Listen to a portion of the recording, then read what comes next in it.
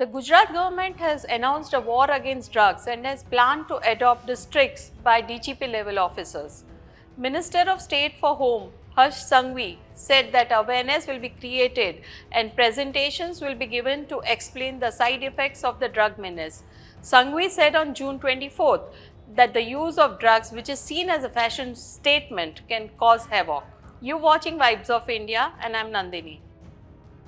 Gujarat has been witnessing increasing drug seizures, and Sanghvi attributed it to the alertness of the police force and different agencies. Till date in 2024, over 9,760 kg of drugs amounting to Rs 480 crore have been seized in Gujarat. About 2 days ago, drugs worth Rs 3.48 crores were seized. The operation was jointly conducted by the Cybercrime Ahmedabad and the Crime Branch Ahmedabad. In a modus operandi, which is considered new, drugs were hidden in toys and food packets. He said the drugs that came from abroad were ordered by the teenagers. The minister also emphasized the need to get the youngsters out of the drug addiction. Mentioning that it is a war between humans and demons, Sanghvi said since the last 6 months, the focus has been on arresting the drug peddlers. Listen to what he had to say and subscribe to our channel. Gujarat के लोकप्रिय मुख्यमंत्री आदरणीय श्री भूपेंद्र भाई पटेल के मार्गदर्शन में गुजरात के मुख्यमंत्री बनते ही भूपेंद्र भाई पटेल जी ने पहली ही बैठक में ड्रग्स के खिलाफ की ये जंग को और तेजी से आगे बढ़ाई जाए और समाज के ये दूषण को गुजरात में कैसे समाप्त किया जाए उसके लिए निर्णय लिया। दानव के खिलाफ मानवता का ये जंग गुजरात में पिछले कई सालों से बहुत ही अच्छी तरह से नतीजे गुजरात को मिले हैं। गुजरात सरकार ने खास तौर पे देश का पहला ऐसा राज्य होगा गुजरात जिसने ड्रग्स के खिलाफ की ये जंग में जीत हासिल करने के लिए ड्रग्स रिवॉर्ड्स पॉलिसी डिक्लेयर की और यही ड्रग्स रिवॉर्ड पॉलिसी के तहत गुजरात में पिछले 3 साल से गुजरात पुलिस को बहुत ही बड़े नतीजे प्राप्त हुए हैं।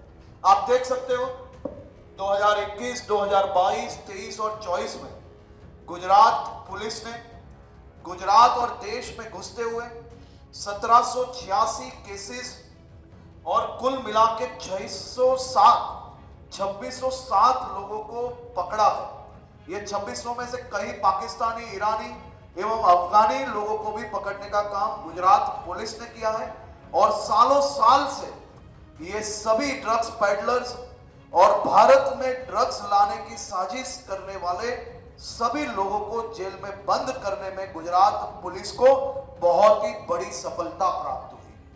मेरी आप सबसे निवेदन है कि जिस प्रकार से ड्रग्स के विषय को कई राजनीतिक दलों द्वारा इसको राजनीतिक मुद्दा बनाया गया है, वो सभी से मैं सवाल पूछना चाहता हूं कि आप जो प्रश्न गुजरात पे कर रहे हो, आप सबके रूलिंग राज्यों में जिस प्रकार से ड्रग्स कैपिटल के नाम से जाने जाने वाले ये राज्य में ड्रग्स का दूषण दिन बर दिन बढ़ता गया है, वो राज्यों में आज तक कितना ड्रग्स पकड़ा, वो शहरों में जिलों में जाके आपने कितने ड्रग्स के खिलाफ ऑपरेशन किए, वो सभी राज्यों के अंदर गुजरात पुलिस ने सेंट्रल एजेंसीज के अंदर मिलके, चाहे वो कलकत्ता का पोर्ट हो या पंजाब की जेल हो, ये सभी जगहों पे जाके गुजरात पुलिस ने सेंट्रल एजेंसीज के साथ मिलके सफल ऑपरेशन पार करके ड्रग्स पकड़ने का काम किया है। ऐसे गुजरात पुलिस को मैं अभिनंदन देता हूं। ड्रग्स के खिलाफ की ये मुहिम को अब हम ड्रग्स के खिलाफ की जंग की तरह लड़ेंगे। गुजरात के सभी स्कूल, कॉलेजेस एवं ट्यूशन क्लासेस, गुजरात के सभी सामाजिक मंदिर, गुरुद्वारा, चर्चेज, मस्जिद, सब जगह तक हम ये ड्रग्स की लड़ाई को पहुंचाएंगे।